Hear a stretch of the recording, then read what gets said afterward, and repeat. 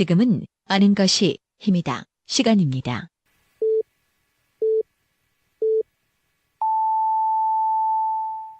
어제 너무 과음했어. 긴장돼가지고 술을 막 긴장되면 술 마십니까? 저도 술 3차까지 그 재벌들이 그 예산을 세우고 지출을 억제하는 방법으로 부를 축적하잖아요. 그 말이 쉽지 실제로 어떻게 이렇게 그게 하냐고. 그러니까 무슨 얘기 이해가 안 가요 지금 그러니까 뭐냐 네네. 돈을 이렇게 네. 그게 막 몇 조 단위잖아요. 그렇죠. 지금은 그러죠. 예. 네, 몇 조 단위인데 뭐야 무슨 단이요? 무슨 단이요?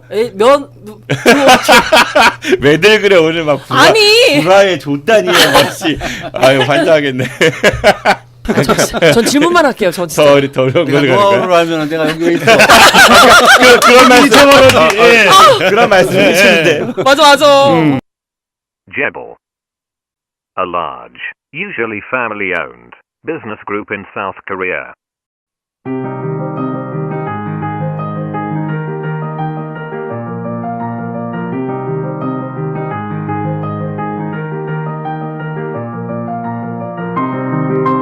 정말 오랜 시간 고민했습니다. 이걸 해야 되나 말아야 되나. 고민한 시간만큼 용기를 내야 될 시간도 참 많았습니다. 해야 할 공부가 엄청날 것 같았고요. 그러나 과감하게 결심하고 뭉쳤습니다. 6.25 전쟁 이후 산업화 시대를 거치면서 한국 경제 성장에 중요한 역할을 하게 된 재벌들. 혹자는 한국의 놀라운 경제 성장의 뒷배경에 재벌의 역할이 크다고 하는 반면 다른 쪽에서는 한국 경제의 건전성에 큰 해악을 끼치는 재벌이야말로 개혁 대상이라고 하기도 합니다. 세계적으로 거대 기업들이 참 많죠. 요즘은 다국적 기업이라고도 하는데요. 그런데 이 재벌이라는 것은 좀 독특한 의미가 있는 단어이고 최벌이라는 영어가 사전에 등재되어 있기도 합니다. 우리는 오늘부터 매월 한 개의 재벌을 골라 그 재벌 가문의 역사부터 창업, 인맥과 혼맥, 주요 사건 사고들, 지분 구조 등에 대해 낱낱이 파헤쳐 보도록 하겠습니다.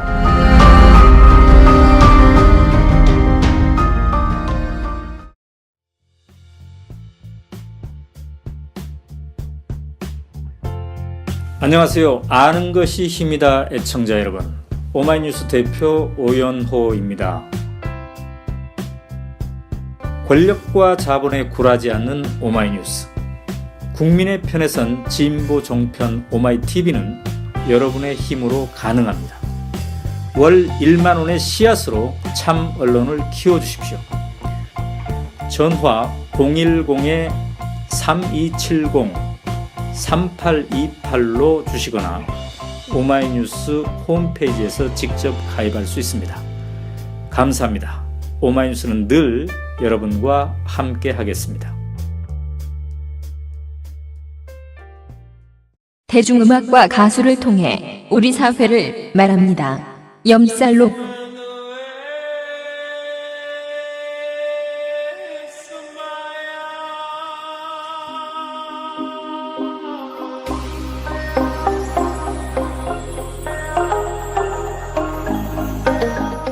대중음악 전문가 염대형 실장과 아마추어 기타리스트 강인성님과 함께 대중가수의 삶과 음악을 통해 우리 사회를 이야기합니다. 지금 팟빵이나 유튜브, 페이스북에서 아는 것이 힘이다를 검색해주세요.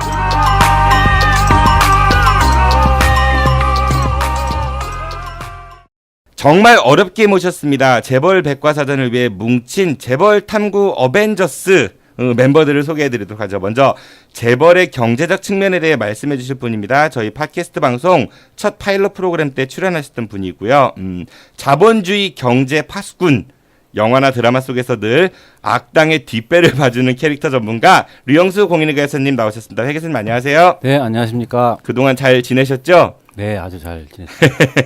다음은 재벌의 역사적 측면에 대해 말씀해 주실 분입니다. 이분이 처음 카톡에 이렇게 예쁘게 봐달라는 말씀을 하셨을 때 정말 혼자 얼마나 웃었는지 예쁜 분이십니다. 충청남도에서 공직 생활을 하시다가 나이 50을 넘겨 치기 어린 마음으로 민족 문제를 연구하고 계신 민족문제연구소 대전지부 홍경표 사무국장님 나오셨습니다. 국장님 안녕하세요. 반갑습니다. 네.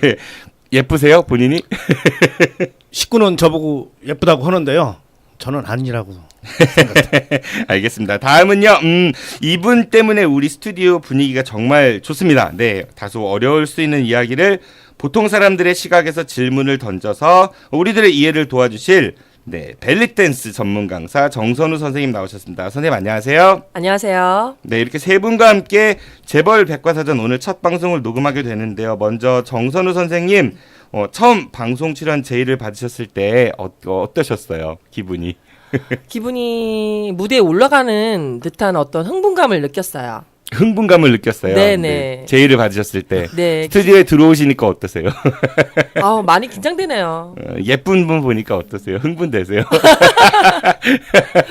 네. 아이고 새끼라. 우리 류혜 교사님은 어떠셨어요? 처음 이 방송 제의를 받으셨을 때? 처음 방송 제의를 받았을 때 이걸 과연 할 수 있나 거절할까라는 고민을 상당히 많이 했어요. 거절 여러 번 하셨었죠, 사실. 그렇죠. 근데 최종적으로 이렇게 이 자리에 앉으시게 된 어떤 뭐 동력이나 이런 게 있을까요? 동력 같은 건 없고요. 그냥 정 PD님이 오라고 해서 할 수 없이 자리를 하게 됐습니다. 아유 감사합니다. 우리 국장님께서는 이른바 그 첫 출발이 뭐 본인 스스로는 땜빵이라고 하시는데 어떠신지요? 당황스러웠어요. 제가 이걸 과연 다룰 수 있을까? 걱정이 됐지만 그래도 대한민국에서 벌어지는 모든 문제는 민족 문제이다 라는 사명감을 갖고 이 문제를 한번 해보고 싶었습니다. 네, 알겠습니다. 오늘 첫 방송이라 다들 좀 긴장도 하시고 호흡이 좀 그래요. 근데 우리가 오늘은 어떤 특정 재벌을 골라서 해부하기보다는 첫날이니까 한국 사회에서 재벌이 가지고 있는 의미에 대한 전반적인 이야기를 한번 해볼까 합니다. 우선 류영세 교사님은 평소에 재벌에 대한 인상이 어떠신지요? 평소 재벌에 대한 생각은 제가 하는 일이 기업체들을 돌아다니면서 일을 하기 때문에 재벌보다도 저는 이제 중소기업 위주로 일을 하고 있습니다. 근데 재벌이다라고 하면 기본적인 이미지가 우리나라의 성장의 원동력을 대주고는 있지만 기본적으로 사회에서 또 재벌에 대한 신뢰의 부족 같은 것들을 보면서 많이 좀 안타까웠습니다. 그래요. 재벌이 좀 긍정적 이미지보다는 부정적 이미지가 일반인들한테 좀 있는 것 같은데, 근데 만약에 류혜 교사님께서 고객 명단에 재벌이 들어가면은 그건 좋은 거죠? 좋은 거죠. 이런 이율배반적인 그런 게 좀 있는 것 같아요. 우리 홍경표 국장님은 어떠세요? 저도 재벌 회사에 근무해보고 싶었습니다. 사실은. 그런데 여건이 안 됐죠.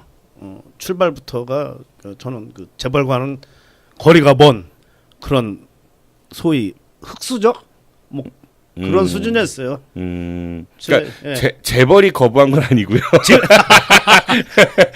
거부 당한 느낌이던데요. 그러니까 홍경표 국장님도 재벌에 대한 인상은 그렇게 썩 좋지는 않네요. 근데 어떤 그 뭐랄까 나와의 거리감 이런 게 좀 있었다는 얘기인 것 같고, 우리 정선우 선생님은 뭐 재벌이라고 하면은 솔직히 일반 그 평민들한테는 좀 거리감이 많은 게 사실이고 부러움의 대상이죠. 솔직히 그 어떤 돈보다 명예라고 그런 어마어마한 어떤 스펙을 가지고 있는 사람들 솔직히 손 뻗어서 닿을 수 있는 사람들은 아니잖아요. 네. 그럼 동경의 대상? 그쵸, 부러워요. 근데 친해질 수 없는 어떤 다른 족속들이라고 생각을 해요. 그러니까 다른 별에서 온 우리랑 다른 그런 사람들. 그래요. 재벌이 그러니까 좀 막연해요. 우리들한테 보통 일반 사람들한테 좀 막연한데 우리가 하나씩 좀 보도록 하고요. 우선 재벌하면 돈이 많은 사람들입니다. 그렇죠? 돈이 뭐 1, 200억 정도가 아니라 엄청나게 많은 분들인데 재벌은 어떻게 해서 돈을 많이 벌었을까요? 제가 먼저 말씀드리겠습니다. 우리나라 재벌들은 대개는 일제 시대에 식민지 집에 협력했던 선친들이나 아니면 그 창업자들이 일제가 패망하고 나서 도망가게 되잖아요. 그 남긴 재산, 그것을 적산이라고 그러거든요. 그 적산을 특혜를 받아서 불화를 받게 됩니다. 대개는. 뭘 받아요? 깜짝 놀랐네. 얼굴 놀라라. 네네. 아. 방송 사고 나는 줄 알았어. 네. 아까 물려받았다 이건 거죠? 불하. 네, 네네. 어유 발음 조심하시고요. 예, 예. 네. 이상한 생각하시네, 피디님. 군정 시기부터 그 6.25 전쟁 조금 지날 때까지 계속 불화는 계속 되거든요. 그런데 이제 대개는 그 특혜를 받아요. 1945년 8월 15일에 일본이 물러갔는데 미군이 9월 9일 날 인천항에 들어옵니다. 그때부터 이제 군정 통치를 하는데 그 남기고 간 재산을 그 관련 있는 사람들한테 이제 나눠주기 시작해요. 아주 싼 값에 그것도. 1948년도가 대한민국 정부가 정부 수립? 수립하잖아요. 네. 어느 한편에서는 건국일이라고 해갖고 좀 논란이 있었죠. 안 됩니다. 그 건국. 네네. 네, 건국은 이제 아니죠. 예, 네. 아닙니다. 정부 수립한 겁니다. 정부 수립일. 예. 그건 대한민국 관보에도 그때 정부 수립이라 돼 있어요. 네. 그렇죠. 1919년을 예. 그 임시정부가 설립된 그거를 건국이라고 이승만 정부에서도 인정을 했거든요. 헌법에도 네네, 나와 그렇죠. 있습니다. 네네. 예. 그건 뭐 다른 문제고 불화를 받을 때 네네. 막 이런 겁니다. 예를 들어 100원어치 가치가 있는 100원의 가치가 있는 그런 기업을 관련 있는 사람들 아니면 거기 주식을 조금이라도 소유하고 있는 사람들 이 사람들한테 뭐 50원, 40원 뭐 이런 가격으로 불화해줘요. 그것도 돈이 없다고 그러면은 아주 저리로 외상. 융자를 해줘. 그러니까 외상으로 그냥 주는 거죠. 왜냐하면 그 공장을 돌려야 되기 때문에 뭐 그런 측면도 있지만은 그렇게 불화를 받아가지고 기업을 키워 나가게 됩니다. 그러면은 처음에 그 종잣돈은 소위 말해가지고 일제 강점기 때 일본 사람들이 남긴 거를 통해서 이렇게 받았다라고 이제 싼 값에 받았다라고 말씀하셨는데 그 종잣돈을 또 불려서 더 많은 돈을 벌었지 않았겠어요? 그 백만장자들은 그 부를 축적하는 과정에서 그 우선 예산을 세우고 지출을 그 억제하는 방법으로 부자가 되고 또 그 똑같은 방법으로 계속 그거를 유지를 하잖아요. 저는 솔직히 이게 말이 쉽지 뜻이 그렇냐고요. 일반인들이 정말 솔직히 저도 그래요. 1억 모으기가 그렇게 힘들더라고요. 그런데 예, 시드머니 1억 모으기 정말 힘들어요. 물론 저도 내 엄마 아빠한테 내가 벌어서 아파트를 사드렸긴 했는데 오. 예, 저는 그 과정 이렇게 엄청난 기하학적인 숫자의 부를 축적하는 사람들은 어떤 노하우가 있을지 않을까 싶기도 해요. 그런데 제 생각에는 그 당시에 재벌들이 성장할 수 있게 된 배경은 아무래도 그 당시에 우리나라가 경제 성장 위주의 정책을 펼쳤고 또 그러한 가운데서 우리가 옛날에 그 대마불사라고 하지 않았습니까? 뭐 차입을 많이 일으켜서 또 그 당시에 부동산 개발이라든지 이런 그 사회 간접 사업을 하려다 보면 대규모의 투자가 이루어지고 그런 투자자들은 또 은행의 차입을 통해서 이루어지다 보니까 그 또 한참 우리나라가 고도 성장기를 이루어질 때고 그래서 그러한 과정을 거쳐서 어떻게 뭐 성장을 이루지 않았나 또 그런 성장 과정에서 물론 그 재벌들이 노력한 것도 부인할 수는 없지만 또 아무래도 우리가 알고 있는 이런 정경유착이라든지 또 각종 부패 이런 것들이 그 같이 혼합돼서 성장을 할 수 있는 배경이 어느 정도 있지 않았나 저렇게 생각합니다. 좋은 말씀인 것 같은데, 그러니까 재벌들이 어떤 물건이나 뭔가를 팔아서 돈을 버는 것도 있겠지만은 그거보다는 우리나라가 이제 개발을 해야 되니까 국가 사업, 뭐 공장 짓고 댐 짓고 도로 만들고 이런 걸 하려다 보니 은행에서 이제 돈을 빌려주고 그 사업을 독점을 해서 더 규모를 키우고 그러면서 정경유착이 이루어지고 뭐 이런 얘기신 거죠? 그렇죠. 네, 그러면 우리가 보통 이제 돈을 버는 거를 돈을 벌어서 남기는 걸 소득이라고 하는데 소득은 크게 근로소득이라는 거하고 불로소득이라는 게 있다고 들었거든요. 뭐 일을 해서 버는 돈이 근로소득이고 일을 안 해도 돈을 버는 그런 것들을 불로소득이라고 얘기를 하는데 실제로 일해서 돈 벌어가지고 1억 모으기는 게 이렇게 쉽지는 않은 것 같아요. 아까 정선원 선생님도 그런 말씀을 하셨지만은. 예, 그 우리 재벌들이 대개 그 고속 성장을 하는 과정에서 거의 불로소득을 가져갔습니다. 이런 거죠. 일단 우리 저 지역 재벌인 한화를 예를 들겠습니다. 네네. 예, 우리 지역 이 대표적인 재벌 한화 있잖아요.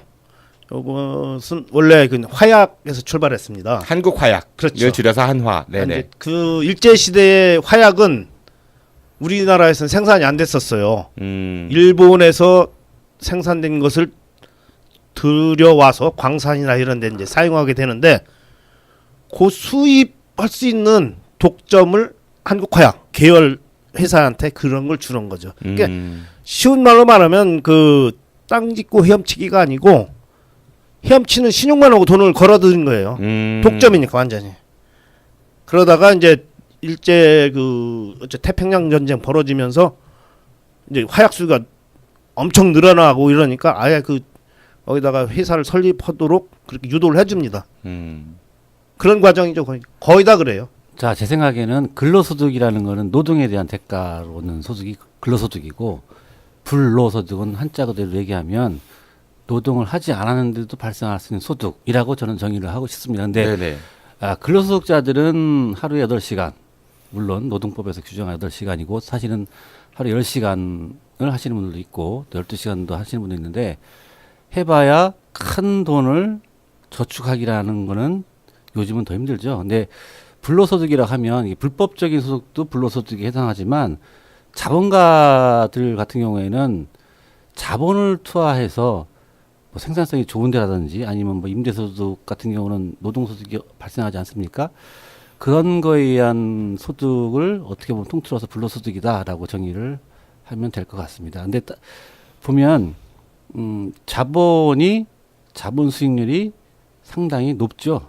한마디로 얘기해서 그러니까 근로소득보다는. 소위 말해서 물건을 파면서 돈 버는 것보다 돈놀이하는 그 돈 버는 게 훨씬 더 그렇죠. 수익이 좋다는 얘기인 거죠. 네. 돈을 번다 그러잖아요. 그냥 일반적으로. 맞습니다. 제가 그 우리 정선우 선생님한테 질문 하나 해볼게요. 전 세계에서 가장 그 부자 나라가 어디예요? 그 뭐야 아랍 어디죠 거기가? 사우디아라비아? 아니요 거기 말고 아랍 두바이? 두바이. 더 부자 나라 있잖아요. 전 세계에서 가장 부자, 힘도 제일 세고 뭐 한 나라 있잖아요. 절대적 강자. 미국? 네, 미국. 미국이 전 세계에서 경제 규모가 가장 커요. 그러니까 유럽을 다 합친 것보다 미국이 더 클 겁니다 아마. 그러니까 EU를 다 합친 것보다도 제일 부자 나라인데 그 미국은 돈 어떻게 해서 벌 것 같아요, 정선우 선생님?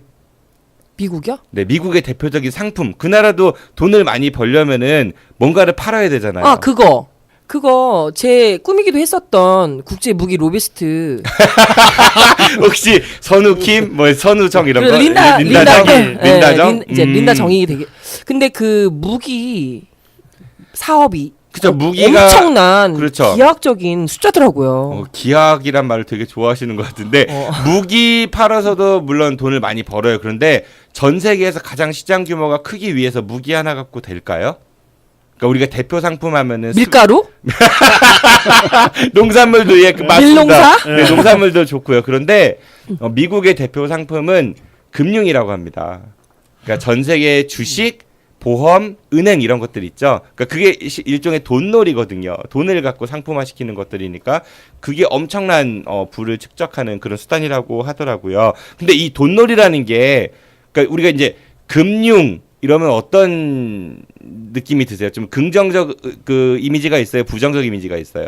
사람의 성격에 따라서 긍정적으로 보기도 하고 부정적으로 보기도 그러니까 하고. 부정보다는 긍정이 좀 더 있을 것 같아요. 금융 이런 것들. 신용 이런 것들 어떻습니까? 아주 좋은 단어죠. 예, 그렇죠. 그런데 외상이라고 하면은 왠지 조금 이미지가 달라요. 근데 사실 그런 금융거래나 신용이나 이런 것들이 외상을 기반으로 하는 거 아닌가요? 신용거래라고 하면 주로 이제 서로 신뢰하는 사회에서 하는 외상거래를 보시면 되고, 금융거래라고 하면 아무래도 이제 화폐가 거래가 되는 걸 우리가 금융거래라고 하죠. 그러니까 우리가 투자 같은 거 할 때 보면은 뭐 꿔주기도 하고 미리 주기도 하고, 그러니까 어떤 신용이 기반이 되고 그게 이제 외상까지 뭐 갈 수도 있고. 그런데 이 돈이라는 거는 합법, 자본주의에서 말하는 합법, 그리고 불법, 편법, 굉장히 경계가 좀 애매한 부분이 있는 것 같아요.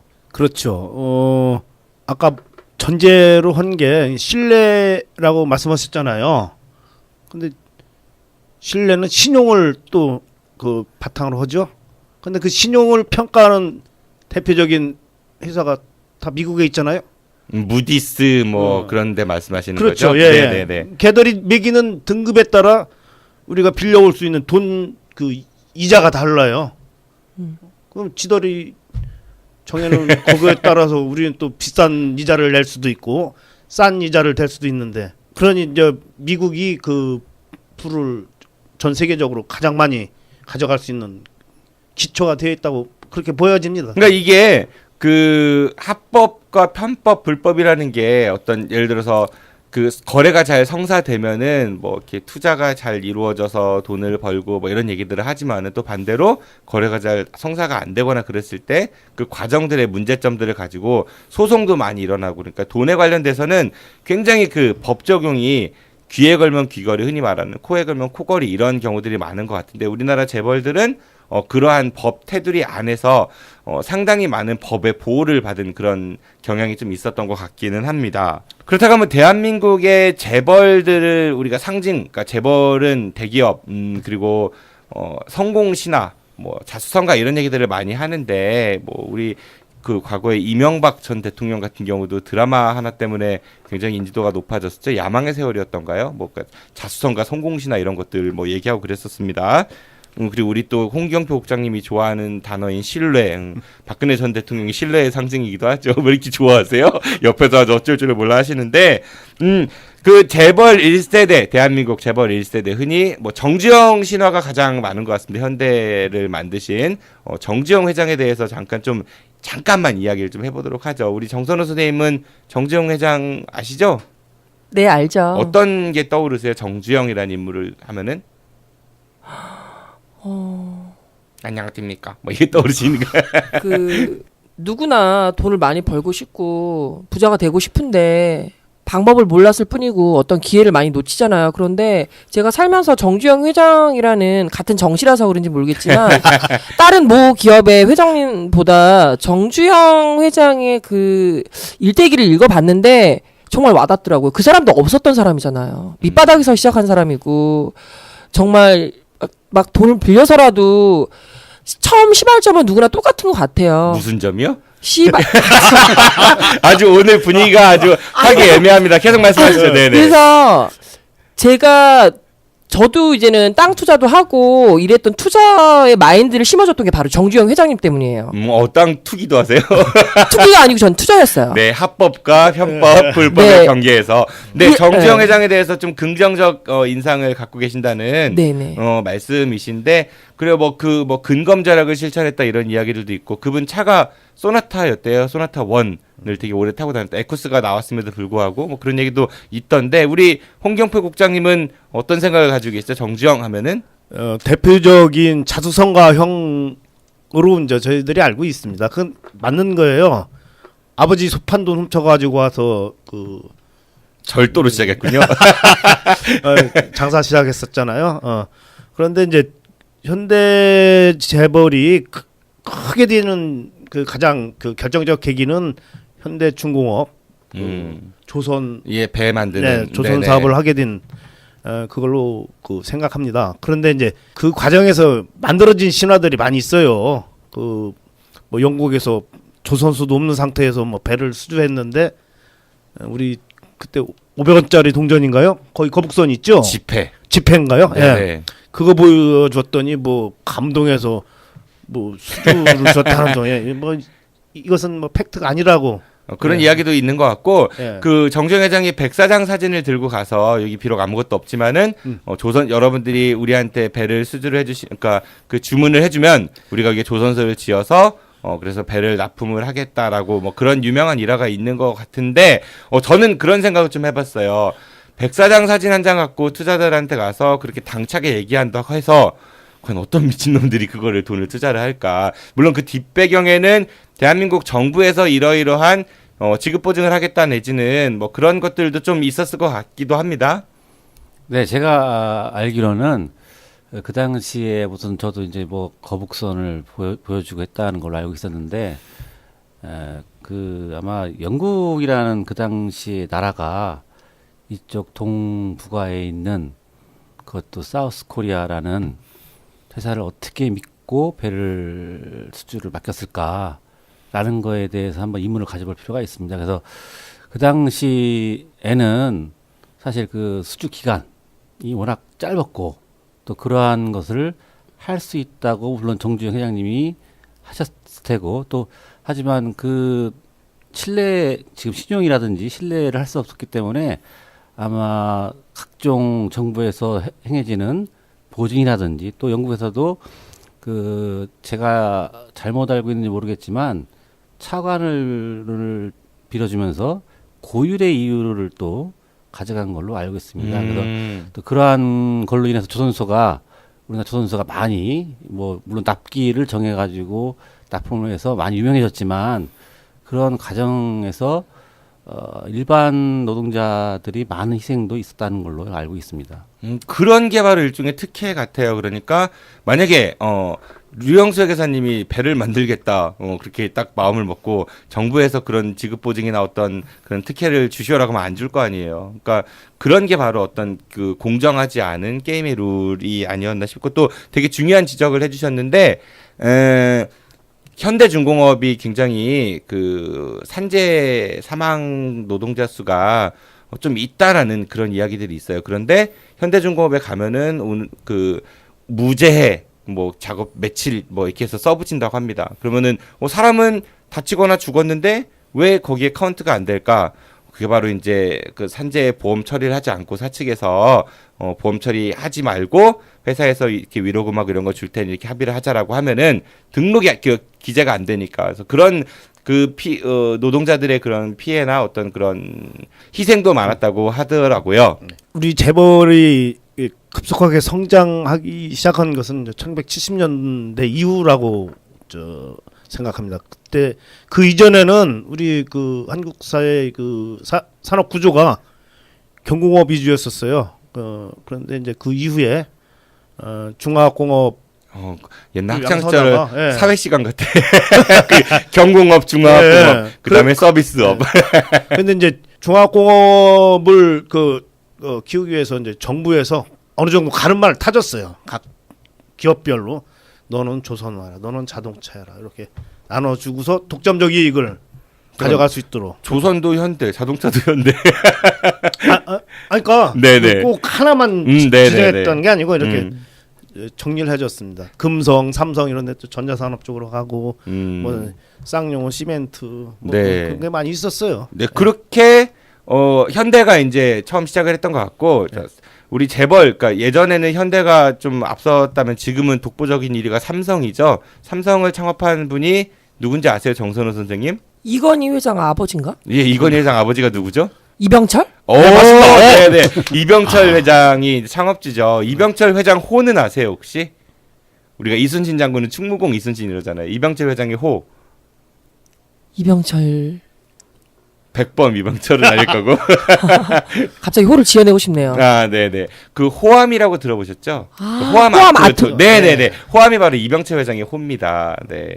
이병철 회장은 이제 삼성이라는 기업을 이제 그 창업한 사람인데 이병철 회장 하면은 우리 류혜계사님은 어떤 게 먼저 떠오르세요? 이병철 회장 하면 안경 쓴 모습. 그리고 좀 스마트하게 생기셨죠, 정주영 회장님에 비해서. 네네. 그리고 아마 그 정주영 회장님하고 다르게 좀 있는 집안에서 사업을 시작했다 정도로 알고 있습니다. 우리 국장님께서는요? 예, 그 삼성 창업주인 그 이병철 선친이 좀 부자였었습니다. 그래서 이제 이병철 그 삼성 창업주는 마산에서 곡물상으로 우선 시작합니다. 마산에도 있었고 대구에도 있었고 이제 대구가 이제 본거지가 되면서 좀 크게 되는데 결정적으로는 그 다 아실라나 모르겠네. 사카린 밀수 사건 혹시 아세요? 사카린 밀수 사건 유명한 거죠. 네네네. 예, 그 사건으로 인해서 이제 정체가 드러나기 시작하는데 사회적으로 큰 그 반향을 일으켰거든요. 아니 대기업에서 사카린을 밀수를 해? 밀수 범죄 아닙니까? 요 내용은 다음에 다룰 삼성그룹 편에서 낱낱이 파헤쳐드리겠습니다. 네, 알겠습니다. 그 삼성은 참 이미지가 되게 양극화가 돼 있는 것 같아요. 한편으로는 되게 들어가고 싶은 직장 이런 이미지가 있고 또 다른 한편으로는 대한민국 뭐 정경유착의 핵심이다 뭐 이렇게 말하는 분들도 있고 아까 지금 국장님 말씀하신 사카린 밀수 사건부터 해가지고 이건희 회장 때 그 에버랜드 전환 사채 우리 뭐 조금 이따 다룰 얘기긴 한데 뭐 그런 부분들에 있어서 전부 그 실형을 선고받지 않았었는데 이번에 박근혜 최순실 국정농단 사태에서 드디어 이재용 지금 부회장이 구속 수감되어 있는 상태죠. 우리 삼성편에서 좀 더 자세히 다뤄보도록 하고요. 트로이카 중에 또 이분도 있었던 것 같아요. 재벌 1세대 중에서 김우중 회장 유명한 말이 있었죠. 세상은 넓고 할 일은 많다라는 책으로 우리나라 젊은이들에게 여러 가지 그 꿈과 희망을 심어뒀던 그런 당대의 인물이었는데 그분이 만들었던 회사가 대우라는 회사였습니다. 대우그룹 김우중 하면은 우리 회계사님은 어떤 게 떠오르십니까? 그 대우그룹은 회계사님하고 되게 연관이 많을 것 같아요. 분야하고. 대우그룹 하면 일단 대우그룹 사태가 IMF 때 일어났죠. 네네. 98년도, 99년도인데 대우그룹으로 인해서 제가 다니는 회사가 문을 닫았습니다. 네네. 아주 네 좋은 회사예요. 네. 대우 자동차 물론 그때 그 당시 한보 사태도 있었지만 회계 감사가 물론 제가 직접 한 건 아니지만 같은 회사에서 했지만 그때 그 당시에 분식 회계라든지 아니면 대우 사태가 일어나면서 물론 김우중 회장님께서는 뭐 대마불사라는 걸 외쳤지만 그게 통하지가 않았죠. 그래서 그런 사태가 벌어지면서 저희 회계법인뿐만 아니라 타 회계법인도 동시에 문을 닫은 그런 기억이 있습니다. 지금 분식회계라는 말씀을 주셨는데 정선호 선생님 분식회계가 뭐예요? 대표님 분식회계가 뭔지 잘 모르겠거든요. 좀 알기 쉽게 설명해 주세요. 분식회계는 회계사들이 뭐라고 하냐면요. 회계사들은 아침에 일어나서 감사 인사를 올리고 점심 때는 분식을 싫어하며 저녁 때는 자기 전에 회계를 한다고 하는 거예요. 여기서 분식 회계라고 하는 것은 실제의 장부에 나타난 것과 다르게 허위로 회계 기록을 하는 것을 우리가 분식 회계다라고 합니다. 그래서 분식 회계가 물론 이제 적자를 흑자로 내는 게 대표적인 거지만 또 흑자를 오히려 줄이는 것도 마찬가지로 분식 회계다 이렇게 보시면 됩니다. 그러니까 이중장부 쉽게 얘기해서 뭐 그런 의미인 거죠. 그러니까 내가 만약에 돈을 많이 번 상태면 세금을 적게 내기 위해서 이중장부 분식회계를 해서 조금 내고 반대로 돈을 많이 끌어와야 되면은 회계를 막 부풀려서 흑자를 많이 만들어 갖고 그걸 바탕으로 해서 돈을 더 많이 차입하고 뭐 이런 때 많이 쓰이는 거죠. 그렇죠. 이중장부라기보다도 장부 자체를 실제하고 다르게 기표하는 것을 분식회계다라고 보시면 됩니다. 가장 최근에는 대우조선해양인가 거기가 분식회계로 인해 가지고 엄청난 공적 자금이 날렸던 걸로 그렇게 알고 있는데 대우그룹은 그래서 분식회계로 해서 한순간에 이제 무너졌습니다. 우리 국장님은 대우그룹 김우중 네 비슷한 시기에 사시지 않았나요? 같은 시대를 살았지만 정반대의 길을 걸었죠. 그 회계 길을 걸으셨어요? 저는 회계는 하지 않았습니다. 네. 참 놀라웠어요. 어떤 셀러리맨의 신화 창조가 아니었었나요? 김우중 하면요. 네. 그 봉급 생활자도 열심히 하면 저런 훌륭한 큰 자산가가 될 수 있겠구나. 그런데 어느 날 갑자기 다 날아가는 걸 보면서 아니 이런 일이 있을 수 있나? 놀라웠습니다. 참 국가적으로도 그렇고 저 개인적으로도 상당히 안타까웠어요. 저는 대우그룹이 잘 되기를 사실 희망했었어요. 다른 기업에 비해서 또 출발 자체는 조금 건실했잖아요. 아니 건실이란다. 다른 아까 말씀드렸던 다른 재벌들은 적산 기업 이런 불화 받아서 이렇게 그걸 바탕으로 해서 특혜와 정경유착 이런 과정에서 이제 땅 짓고 훔치기 이상으로 돈을 벌었는데 대우그룹은 그래도 정상적인 그런 기업 활동을 통해서 그렇게 키워나간 걸로 알고 있었는데 갑자기 그 분식 회계 아까 말씀하신 놀라웠습니다. 가장 사업 수완이 그러니까 불법과 편법 사이로 오간 그 경영 전략을 펼친 경영자가 김우중 회장 아닌가요? 그 회계사님? 저는 그렇게 알고 있는데 뭐 저는 그 당시에 김우중 회장님 만나본 적이 없어서 뭐라고 말씀드리기 아니 없습니다. 10조 이상 뭐 그게 분식회계가 가능해요? 와 놀라웠습니다 저는. 뭐 그리고 이분이 수배가 한참 돼갖고 뭐 해외 도피 생활을 한참 하다가 나중에 이제 들어와서 이제 정부하고 딜을 하고 아마 어떤 게 있었던 것 같은데 제가 정확한 거는 우리 대우 편을 다룰 일이 있을라나요? 근데 이미 없어진 기업이니까. 네. 뭐 근데 저 질문 네. 있어요. 국장님, 대우 그룹이 왜 망했어요? 어디 갔다 왔어요? 아니요. 아, 그러니까 예. 그냥 그것 때문에. 아니죠. 지불 능력이 부족했죠. 아. 왜냐면 분식 회계를 하다 보니까 사실은 장부에는 많이 있는 것처럼 네. 이렇게 기장이 돼 있었는데 실제로는 없었던 거예요. 아. 아니 거지였어요. 제로 장부? 뭐 우리 저 회계사님께서 잘 아시겠지만은 실제로 돈이 없었던 겁니다. 주로 차입에 의한 그런 성장을 이루었다고 보시면 돼요. 그러니까 맨날 외제차 비싼 거 타고 비싼 거 먹는데 카드값 못 내가지고 결국은 망한 거 아니에요? 아. 개인의 삶을 보면 네. 근로소득이 없는데도 불구하고 계속 어떤 서류를 위조를 해서 차입을 하고 호화스럽게 생활하고 그러면서 나중에는 결국에 손을 드는 그런 거랑 비슷하다고 생각하시면 아마 이해가 빠를 겁니다. 제 주변에 그런 사람들 많은데. 다음에 한번 초대 손님으로 모셔보도록 와. 하겠습니다. 네.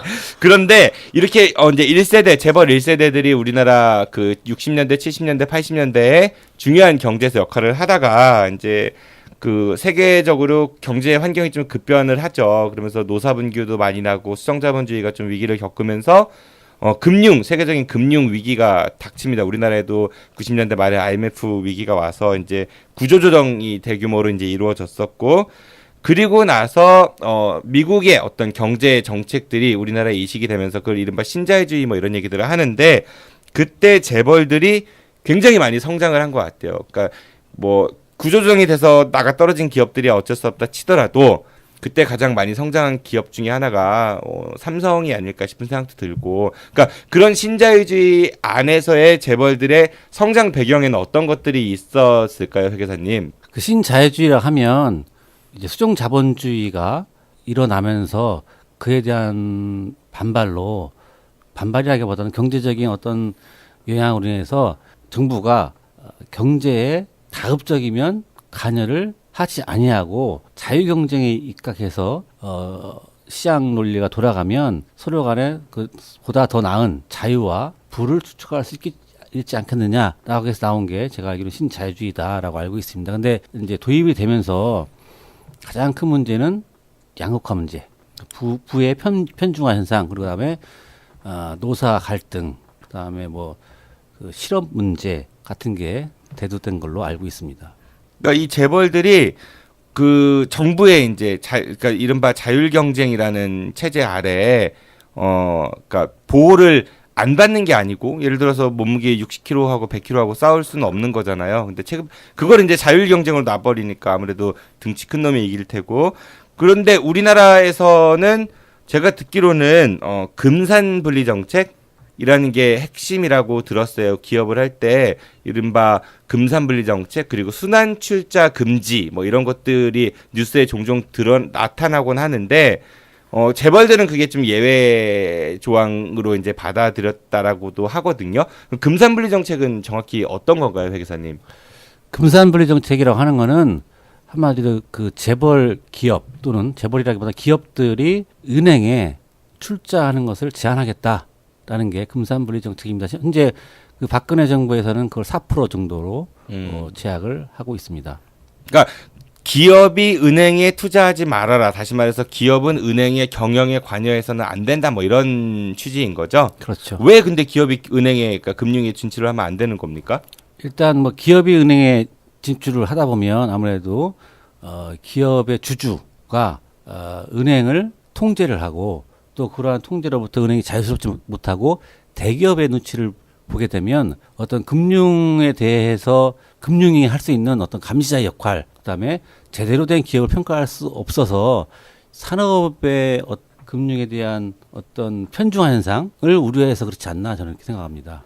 그러니까 자기들이 은행 갖고 있으면은 자기들 장사하는데 은행 돈 자기들이 마음대로 넣다 뺐다 할 수 있고 그러다 보면은 그 형평성에도 맞지 않고 그런 문제들이 있다는 얘기인데 근데 우리나라 대기업들은 거의 다 금융 회사들을 갖고 있는 것 같긴 해요. 은행이 없어도 제2금융권 뭐 이른바 보험, 캐피탈 이런 것들도 거의 은행과 비슷한 역할을 하니까 그런 이제 뭐 카드 회사도 그렇고 뭐 그런 특혜가 좀 있었던 것 같고 또 아까 순환출자제도라는 말씀을 드렸는데 그거는 또 뭐죠, 회 교수님? 자꾸 질문이 집중되네요. 네.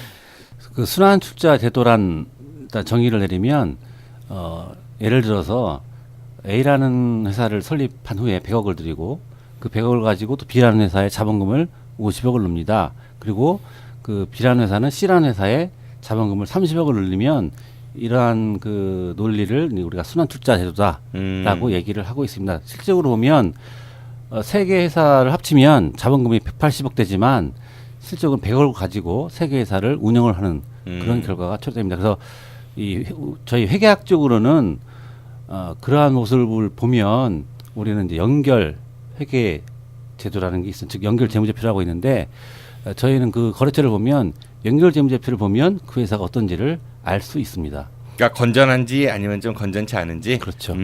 그다음에 이제 그 현재 상법에서는 상호 보유 주식 제한이라는 상호 주식 보유 제한 금지라는 제도 그 법이 있지만 현재 우리나라에서 순환 출자에 관련된 것을 금지하는 그런 법은 없고 출자 총액 제한이라는 것만 두고 제한을 하고 있습니다. 그러니까 출자할 수 있는데 총액 어느 이상은 넘어가면 안 된다 그런 말씀이신 그렇죠. 거죠? 네. 그래요. 그 재벌들이 이러한 뭐 순환 출자라든지 아니면은 아까 금산분리 이런 것들의 어떤 약간의 기울어진 운동장들을 통해 가지고 부를 더 많이 축적하는 그런 과정을 겪었다고 하는데 이번 얼마 전에 있었던 19대 대선에서 안철수 후보에게 뭐 이른바 BW라는 거를 발행해서 부를 많이 축적했다. 뭐 5억을 가지고 몇백억으로 불렸다. 이런 얘기들이 좀 나왔던 것 같아요.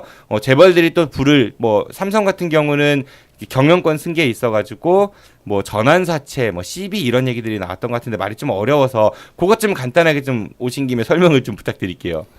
쉽게. 정선우를 이해시켜라. 일단 전환사채라고 하는 거는 전환사채라든지 BW로 하는 신주인수급 사채는 실질적으로는 사채의 기능과 사채라고 하는 거는 여기서 우리가 얘기하는 그런 지하경제 사채가 아니고 네. 회사 사채 해가지고 회사에서 발행하는 사채를 그러니까 얘기를 합니다. 공채와 좀 다른 개념인 거죠? 그렇죠. 그래서 이러한 것들이 뭐냐면 사채의 기능과 자본의 기능이 있습니다. 그래서 전환사채라고 하는 거는 전환사채를 발행을 할 때 일정 기간이 지난 후에 주식으로 전환할 수 있는 기능을 부여를 합니다. 그래서 일반 뭐 BW도 마찬가지지만 약간 성격은 틀리지만 이러한 것들이 문제가 되는 뭐 부를 축적했다라고 하는 거는 어떻게 보면 예를 들어서 뭐 후계자를 키우기 위해서 일정한 회사를 차리고 또 CB나 BW를 발행을 해서 이런 그 일정한 시기가 지나면 그 전환사채 발행한 사람들한테 주식을 실제 시가보다 저렴하게 구입할 수 있는 자격을 부여해 줍니다. 그걸 우리가 행사 가격이라고 용어는 하는데 이게 왜 문제가 되냐면 일감 몰아주기라는 것을 많이 들어보셨을 거예요. 아마. 일감 몰아주기. 네. 그래서 그러한 회사를 차린 후에 그러한 회사한테 일감을 몰아줍니다. 대기업이라든지 물론 중소기업도 뭐 할 수 있는 방법이긴 하지만 그래서 그 회사 가치를 높인 후에 주식을 시세보다 저렴하게 행사를 할 수 있게 해서 이제 그렇게 되면 주주가 되겠죠. 회사 주주가 돼서 이 회사를 상장을 하게 되면 시세 차익을 구할 수가 있죠. 그러한 것들에 대한 어떤 부의 증식 문제가 아마 언론에서 나오는 그러한 주요 논점일 것 같습니다. 자, 정선우 선생님 이해하셨어요? 너무 귀에 쏙쏙 박히게 설명해 주셨어요. 제가 질문해도 돼요, 이제? 네, 살살 질문해 주세요. 그러니까 이게 그 경제를 저도 사실은 잘 몰라요. 그래서 이게 그 전에 이제 류영수 회계사님한테 몇 번 정도 들어봤거든요. 이 얘기를 이해가 안 가가지고 또 여쭤보고 했었는데 그래도 사람들이 잘 이해를 못하는 경우들이 많더라고요. 그러니까 쉽게 뭐 제가 이해한 바로는 이게 맞는지 한번 좀 판단해줘 보세요. 회사채, 그러니까 회사에서 돈을 빌려요. 예를 들어서 1억을 빌렸어. 그러면은 그 1억을 채권으로 주는 거예요. 그 사람한테. 그러니까 회사가 돈을 빌렸으니까. 그리고 그 채권은 돈으로 받을 수도 있고 나중에 아니면은 주식으로 받을 수도 있는 그런 자격이 부여가 되는 거죠. 그리고 그러면 이 사람이 1억을 빌려준 거를 그냥 돈으로 받는 게 아니라 회사 주식으로 받는데 주식 가격을 굉장히 싸게 받는다는 거죠. 그리고 그러면 그 회사의 이제 가치를 높여야 되는데 영업 실적이 있으려면은 그 회사한테 일감을 몰아주는 거고, 예를 들어 가지고 뭐 무슨 실업 하나 딱 차려가서 그 회사에 뭐 A4 용지는 다 이 회사가 공급하게 만드는 거야. 그러면 회사가 일단은 모 회사가 돌아가니까 A4 용지를 계속 공급해야 될 거고, 그만큼 기업 실적이 높아질 테고, 그래서 기업의 실적이 높았을 때 이거를 상장을 하면은 그 아주 싼 값에 인수한 주식이 거대하게 뻥 튀겨지면서, 그게 이제 삼성이 에버랜드가 SDS인가요? 뭐 컴퓨터 관련 프로그램하고 이런 것들 납품하는, 그래서 엄청난 60억을 가지고 8조를 만들었다라는 이야기가 흔히 이제 돌고 있는데, 그런 게 아닐까 싶은데 맞나요, 회계사님 제 얘기가? 네, 맞습니다. 아, 예, 제 똑똑해갖고 잘 알아들었고요. 그래요. 이런 게 우리가 일을 해가지고 돈을 월급을 뭐 아무리 연봉을 1억 10억을 받아도 60억에서 8조로 뻥을 튀길 수 있는 그런 거는 거의 불가능하잖아요. 이런 경제 제도를 알지 못한다라고 하면은 재벌의 문제들은 이런 곳에도 있는 것 같습니다. 그러면은 우리가 오늘 이제 첫날이니까 맛배기로 재벌에 대해서 얘기를 해봤고요. 마지막으로 이런 게 화두가 됩니다. 성장이냐 분배냐. 그러니까 흔히 뭐 성장을 해야지만이 나눠줄 수 있는 돈이 생긴다라는 그런 논리가 있고, 또 반대로는 성장하면은 다 있는 사람들만 가져가지 않느냐. 이제는 그걸 뺏어서 혹은 정당하게 징수해서 분배해야 된다, 이런 의견들이 있습니다. 우리 국장님께서는 분배 쪽이시죠? 그렇게 선입견을 가지고 사람 보시면 안 됩니다. 아니 예쁘게 봤어요. 네. 저는 두 가지가 동시에 이루어져야 된다고 생각합니다. 먹을 그 파이도 늘리고 그것도 또 골고루 나눠줘야 되고, 이럴 때 그 건강한 경제 성장이 달성되지 않을까, 이런 생각입니다. 저는 분배와 성장 중에 택하라고 한다면 성장을 택하고 싶어요. 왜냐하면 그 충남대 정시마을 김밥 할머니 있잖아요. 그 할머니가 그 1,000원짜리 김밥을 얼마나 많이 팔아가지고 100억을 모았겠어요. 그 할머니가 벌어가지고 성장을 하지 않았으면은 그것도 의미 없다라고 생각을 해요. 그래서 저는 분배보다는 우선은 성장.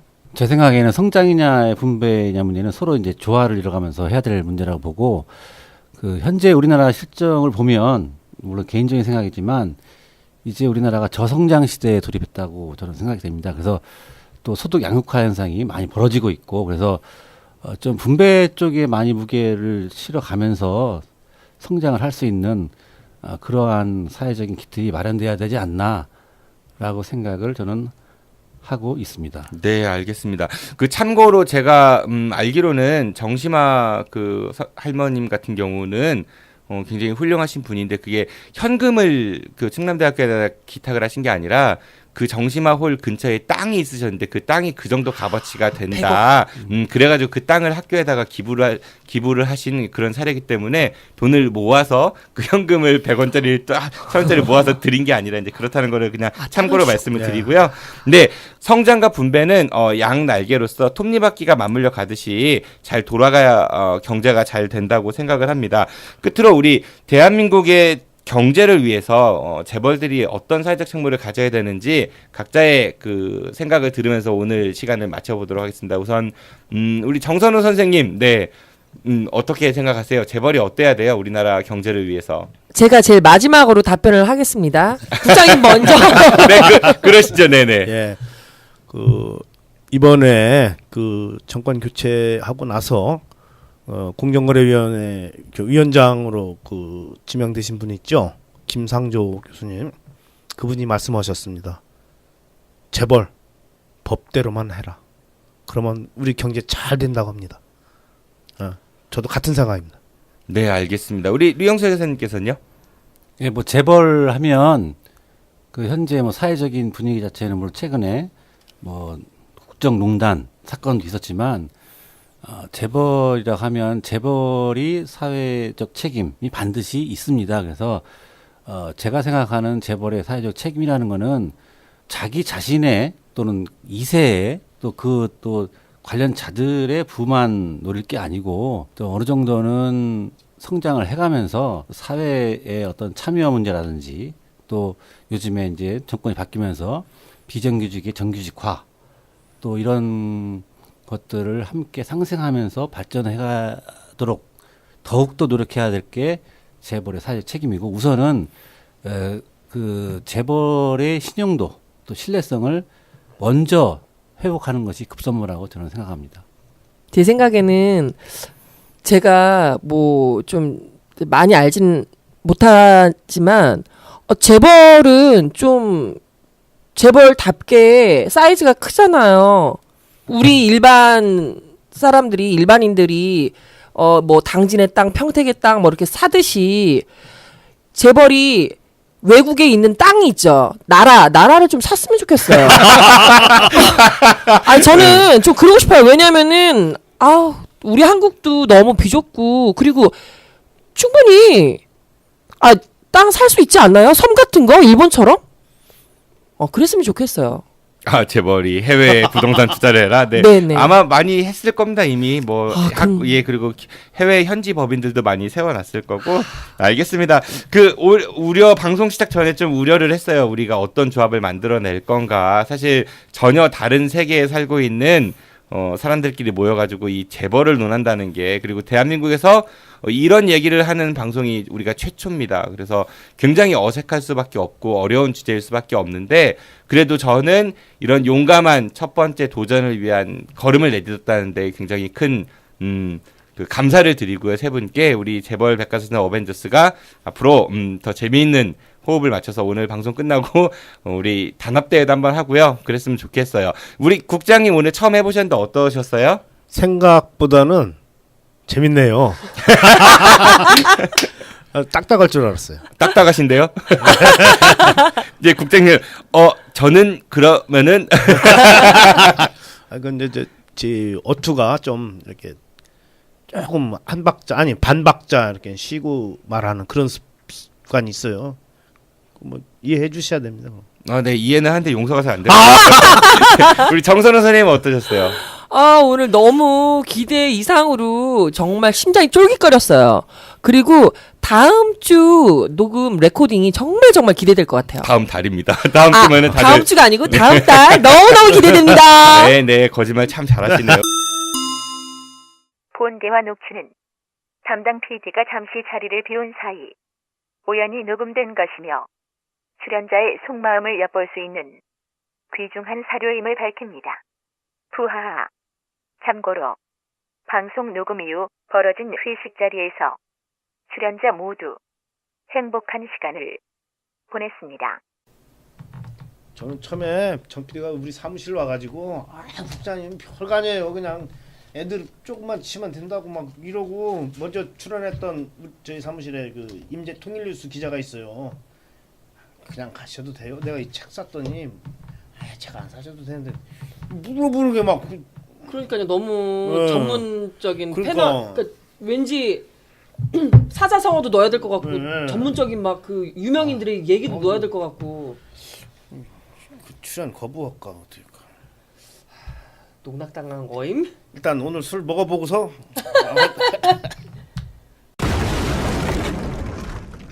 우리 류영세 회사님은요?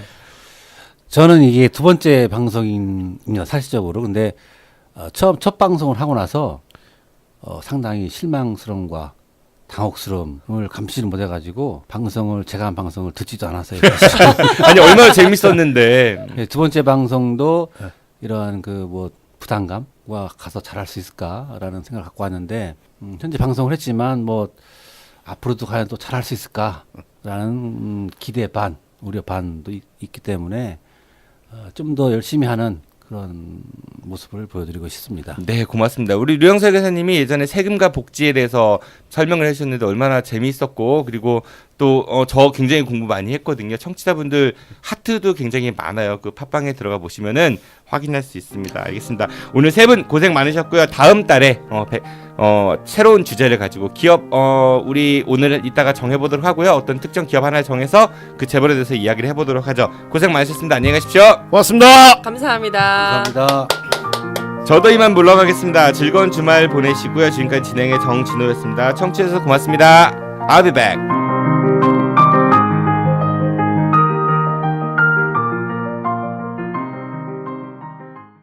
장난 줄 알았지. 여러분의 참여를 기다립니다.